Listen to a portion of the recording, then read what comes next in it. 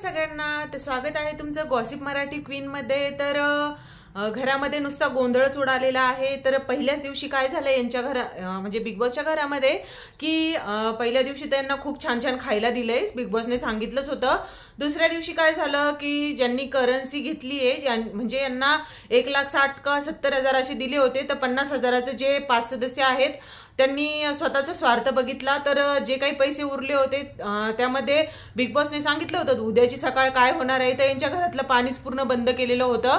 तर सगळेचे सगळे इथे लिव्हिंग एरियामध्ये आले होते। तर वर्षा उसगावकर आणि निकी तंबोळीमध्ये थोडंफार वाजलं आणि त्यानंतर यांना काय केलंय, घराच्या बाहेर खूप सारं असा मिठाया दिल्या, केक वगैरे सगळं सगळं, गाजराचा हलवा वगैरे सगळं काही दिलं होतं। पण झालं काय, त्यांना सांगितलं की डू नॉट टच, म्हणजे कोणीही याला हात लावायचा नाही। तर असं आहे की हे तर सगळे बघतायत, पण त्यांना दाखवलं म्हणजे सांगितलं आहे की हे कुणाला दिले जाणार किंवा कुणाला नाही।